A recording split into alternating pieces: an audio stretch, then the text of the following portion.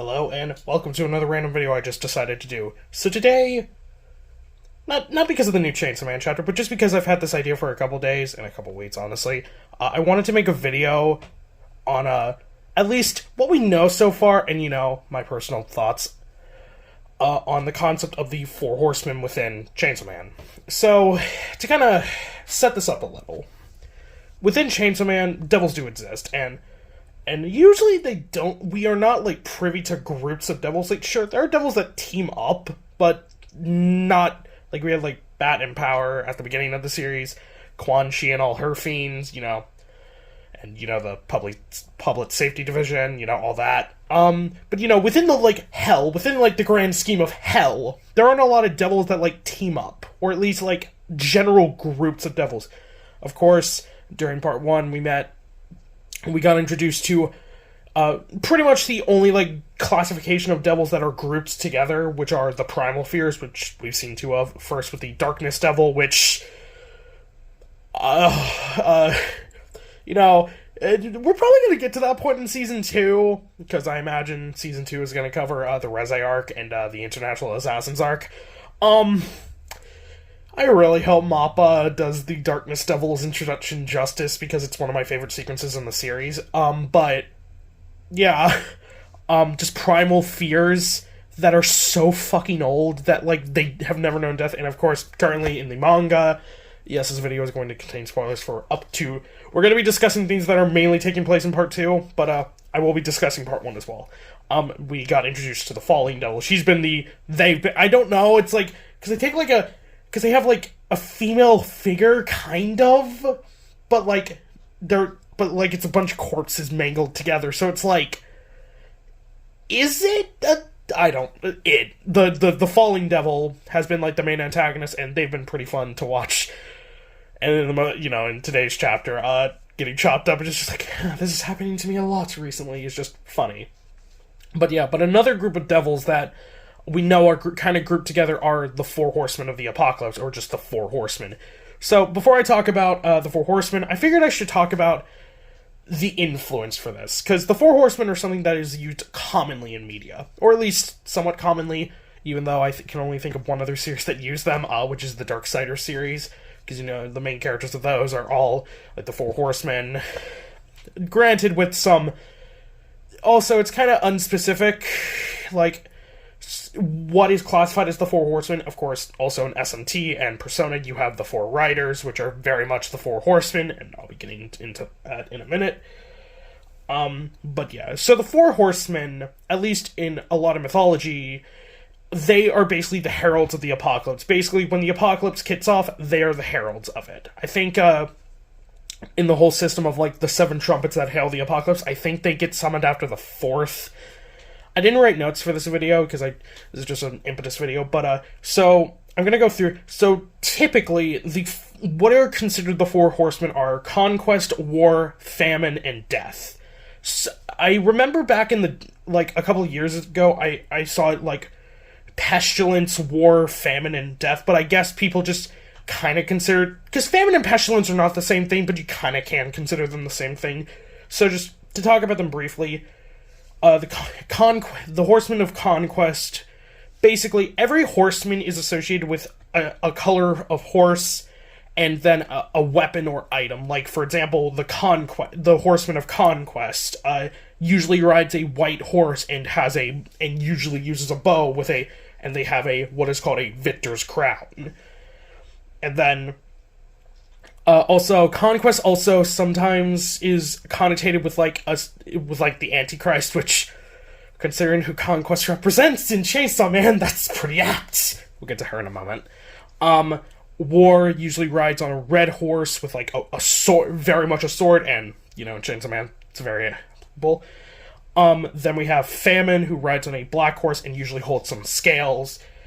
And then finally we have Death itself, which actually is kind of known as Thanatos, which is interesting.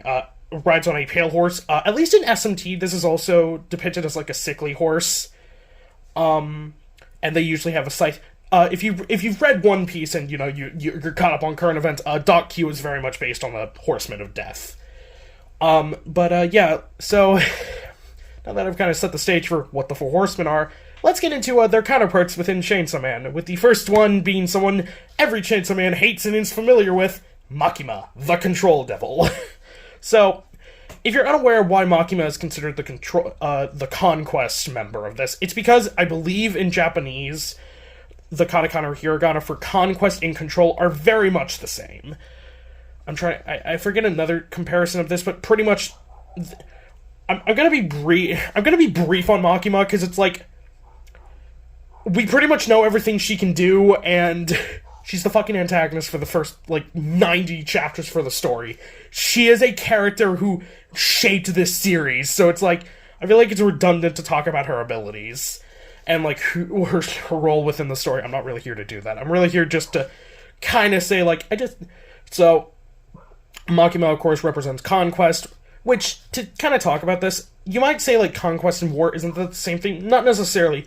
War pretty much kind of insinuates that both sides are clashing to win for something, and it could be a loss or a win for either of them. Conquest is a complete domination. And considering Makima is the Control Devil, I very much think that's what Fujimoto was going for, with, domination, conquest, with just the absolute power of the Control Devil. Though, the two things that kind of don't line up are, Makima doesn't really have a white color scheme. If anything, her colors are red and black, because, later on she just wears the black dress and has bright red hair. And she never did use a bow. I believe she did use a sword when she had Angel's powers. She did use a scythe.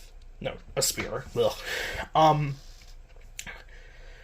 But I don't think she ever used a bow. I might be forgetting, because it's been a while since I read part 1. But the flesh crown she kind of gets towards the end, when she initially fights Denji, you can kind of interpret that as the Victor's crown. Of course, at the end of part 1, Makima gets killed, partly by power, and Denji, which is great, and gets reincarnated into the girl Nayuta, and she currently has the Control Devil powers, and is living with Denji and 5 dogs. Though, another thing to mention about there are not a lot of common traits among all the horsemen, but the one thing is their eyes. At least, we have gotten volume covers with Makima, Yoru, and Fami, and they all have red and yellow spiral pattern eyes. I don't know what that's a reference to, honestly. Might be a reference to Uzumaki by Junji Ito, but I don't know. The spiral. I don't know if it's some obscure reference. Whenever Medi does a video on any of them, he'll probably figure that out. But, yeah. So, yeah, I didn't want to spend too long on Makima, because, it's kind of redundant, and so many people have made videos on Makima, so I'd just be, adding into the... But, we also don't know Nayuta's, but she does have the spiral eyes. So... Maybe we'll get a volume cover with Nayuta eventually, but we just got one with Fami, so yeah. So that's pretty much all I wanted to mention. We pretty much know all about the Horsemen of Conquest, and a funny thing, she's actually our introduction to this concept, because she actually does label off the other Horsemen. I forget the contents of the scene, but she does label them off. Next, and in the first chapter of part 2, we get introduced to the second of the Horsemen, War, aka Yoru. So... Yoru is an interesting devil for a lot of reasons, because she's significantly weaker, and due to how devils kind of work in the world of Chainsaw Man, she has been severely underpowered due to the absence of war, which, I was actually discussing this with a friend earlier. I don't know if it's a case, because, Makima has that whole theme where, World War II and Nazis don't exist anymore. But, is it a thing where, it happened, but just isn't in the cultural zeitgeist? I forget. But yeah. So, of course, with Yoru, one thing does line up that... So, the War Devil was introduced in part 2, and is currently inhabiting the body of Asa Mitaka. They have a tumultuous but fun relationship. I'm not here to talk about Asa. She's a completely other can of worms. I'm just here to talk about the abilities and, the thoughts about war. So, yeah. So, the one thing that lines up with her is that Yoru has the ability to turn things into weapons as the War Devil. That seems to be her signature ability.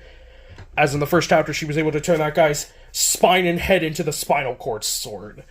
It most commonly swords, and it also depends on her. I think it's either guilt or attachment to the object, as when Asa, like, basically killed this shit, turned her school uniform into a sword to defeat Yuko.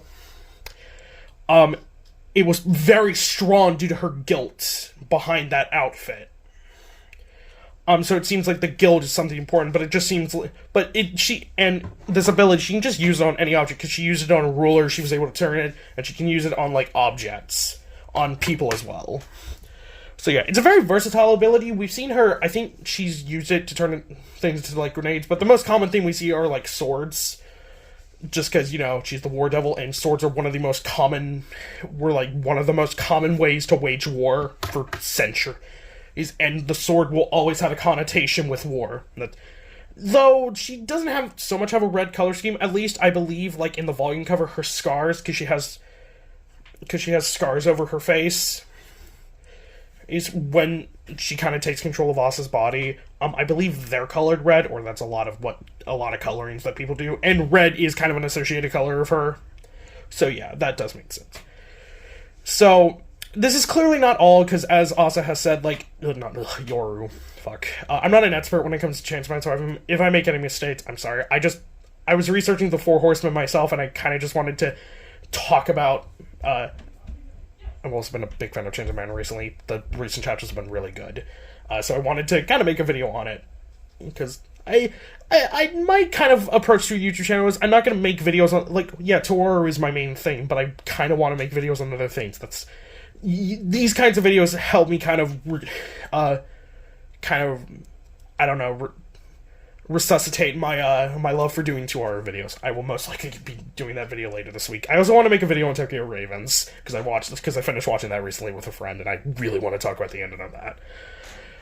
So yeah, clearly this isn't everything that Yoru can do. It's just the fact of war is such a broad concept that you can do so much with that ability. And as Yoru has said, she is significantly weaker than her true power, since war hasn't been a thing in humanity for decades. And the fact that since she got... it's not clear, but it seems to imply that she was also there for the battle with, you know, the Chainsaw Devil, you know, where a lot of devils died. So yeah. I think that's everything for Yoru I want to talk about. She's a very interesting character, and I do wonder if her goal will eventually be achieved, you know, making Denji / the Chainsaw Devil kind of puke up nuclear bombs and etc. to see if she will get her full power back. We'll see. Next is a devil we know something about, but it's of course the Famine Devil, or just called Fami. So Fami is a character who is still very mysterious, because we've met her. We've known her for a decent number of chapters at this point. She showed up during, I believe it was the Justice Devil. Yeah, the Justice Devil arc with Yuko. But she really hasn't done much. We know she knows Yoshida in some capacity, but we don't really know. So, famine is it's a broad term, of course. So yeah, so famine generally just means, like, a scarcity of food. This is also kind of a joke with Fami, as when her and Yoshida were talking in the cafe, like, she was eating, like, so much, which has become a running joke. So, also something interesting about the last two.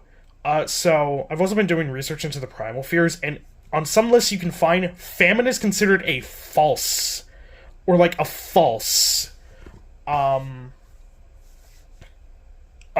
member of the primals. So, I don't know if that means she's stronger than the others, but, like, maybe. Also, Famine, she does have a black color scheme due to the fact that she wears, like, a black outfit. Also, she has a lot of moles, because due to Santa Claus, earlier in part 1, we know that Fujimoto really, like, for some reason, Fujimoto just, how an attractive a female character is how many moles they have. That's why, like, that's why a Santa Claus has like 3, and I think Fami has, like, more than 3. I forget. But I was also kind of confused what her weird earrings are, but I think it's supposed to represent scales. This also is helped by the fact that she's introduced during the Justice arc, and justice is usually attributed like symbolized by a set of scales. So yeah, and weighing scales could be a joke on that. So what ability she could have as like, we don't know what she is. If she is the true like Famine Devil, if like this is her at full power, or if this is just a fiend form, I doubt it. But yeah, we really don't know. She does view Yoru/Asa as her younger sister.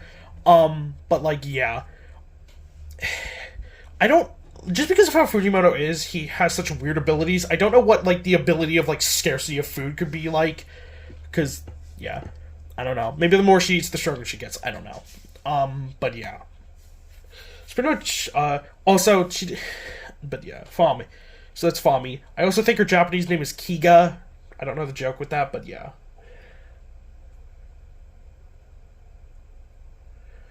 But yeah.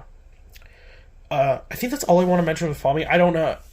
I guess you could say she could starve people to make them weaker. But she's also been shown to heal people, so maybe it's that balancing. Maybe it's a kind of balancing ability where she can make people more hungry, and maybe she's less hungry, and I don't know. Maybe a scale ability. I don't know. So the final Horseman is one we have not met yet, but is one that could potentially be the strongest devil in the series, potentially, and it is, of course, just simply the Death Devil. So there's two theories that so first off, death is something that is, all humans fear. Like, conquest, war, and famine, like, sure, there are people who, conquest, I would say, is less so feared, but, like, the idea of being controlled is definitely a scary thing, and, like, but from how strong Makima was, clearly it was. I mean, remember, Chainsaw Man takes place in a universe that essentially still has the Cold War going on, so control, like, during that time, control and, like, domination was a very big thing. War, maybe not in the world of Chainsaw Man, but, like, in our world, like, war is a constant threat, like, just the iconography of war is a scary thing to a lot of people. So yeah, people just, due to the iconography of war, people are scared of it.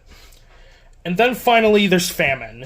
Well, second to last, there's famine, which I would say is less so feared than the other three, because it's like, okay, maybe if you live, like, in a country where it's very hard to get food, but for me, I'm never scared of going hungry or anything, and I feel like a lot of people might have that, so, like, the Famine Devil would still be strong, due to the fact that world hunger is a problem, but it probably isn't as strong as the other four. Maybe in Chainsaw Man it is, but death is a fundamental aspect that all humans fear in some way.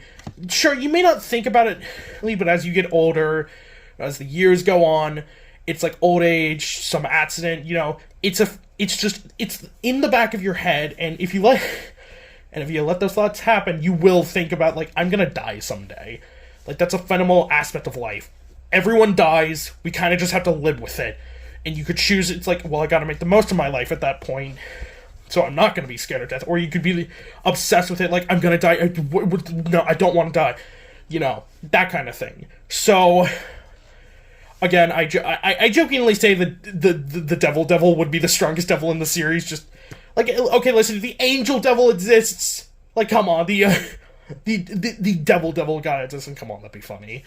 But the Death Devil. So, we don't know anything about them. I don't think we've gotten, like, anything about them in the series. We know they exist, because, Makima listed them off, and clearly they are. But we don't know who they are specifically, and we don't know what abilities they would have. I imagine they would have a scythe as part of their ability, because, it depends what, like, version of death Fujimoto wants to go for. But considering I think, like, he went to, like, a Christian art school, and the Horsemen in nature are, like, a Christian thing, or at least Book of Revelation thing. I'm sorry if I'm offending you. I imagine he would go for, like, the traditional Grim Reaper, maybe, like, that kind of aesthetic. So, there are two theories in the fandom who the Death Devil is. The most simple one is that Pochita, or the Chainsaw Devil, is the Death Devil. This is a theory that does make sense to me, at least on some level, because the Chainsaw Devil is the only devil that can give true death to a demon, to a devil. As, of course, you know, how it works within Chainsaw Man, it's like, if you die as a devil, you'll just be reborn, and the Primal themselves have never died. But if the Chainsaw Devil eats you as a devil, you experience true death. And devils are so scared of death in one aspect. Since, you know, if they die, when they die, yeah, they're reborn, but they're reborn as a new person. They lose who they are, and honestly, that's a terrifying, like, losing your sense of self and losing who you are. That's a terrifying fact to anyone. Like, that's why dementia's so terrifying to people. But yeah. So, that could be the case. Also, it's just because, I think it was, like, I don't think Angel specifically said, like, all devils fear the revving of a chainsaw, but I imagine, like, the revving of a chainsaw makes any devil that died during that battle, like, you know, shiver with fear. But also, it's just, like, you know, I don't know, it's some explanation to, like, why the Chainsaw Devil is as weird as it is. Like, why the fear of chainsaws? I don't know. But yeah.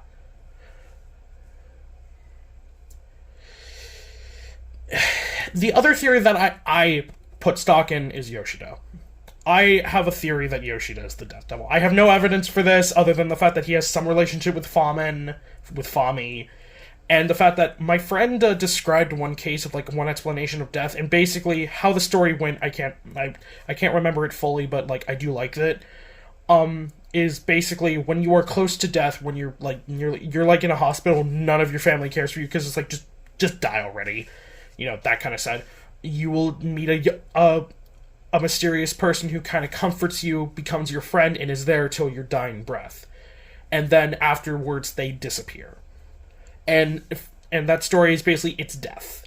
So, and considering Yoshida is always calm, he's he kind of just appears and reappears in the plot randomly, and the fact that whenever Denji and Asa so far have had, like, really falling moments, like, really bad moments, he's always there to kind of talk to them. And, yeah. That's my I don't have any support for it, but it'd just be an interesting thing, like, if that's the reveal. And also because, like, of all the characters I mean, a lot of characters died in part one, but it's like, Yoshida seemed like a background character. Like, he got, like, one fight against Quan Chi and then fucked off. And so it's just kind of mysterious of, like, why is this guy have become so important? So yeah, there's some, of course, it's kind of a thing of, like, we may, like, we'll probably know, because it seems like the main kind of thing for part 2 is not only just, you know, Asa dealing with, like, all her trauma and kind of all that, and with Yoru, and, you know, Denji's trauma that he has to still live with, as shown in the Falling Devil arc. But yeah, I maybe not soon, because we still don't really know that much about the Famine Devil, but maybe the Death Devil would be interesting. And I think that's all I wanted to talk about. I don't know, maybe Pestilence will show up eventually, like the Disease Devil. Is that a devil over? I don't think we met the Disease Devil, but that could be one, because people still fear disease, because, you know, especially now, current world, you know, in the last 3 fucking years, if, yeah, you know. But yeah. If I made any mistakes in this video, correct me in the comments. I just wanted to do this video because, you know, I like to just talk about things. If I'm rambly, it's how just I am. So yeah, tell me if you want more Chainsaw Man videos in the series. I really should do a reread of the series to, like, if I do want to start talking about it, because, yeah. But yeah, if you enjoyed this video, like, comment, and subscribe, do all that stuff. Thank you for all the views on our last video. I did not, I mean, I know what that chapter was, but, like, still, so yeah. So yeah, if you like this video, do all that YouTube stuff. This will be Neo, signing out. I hope you enjoy your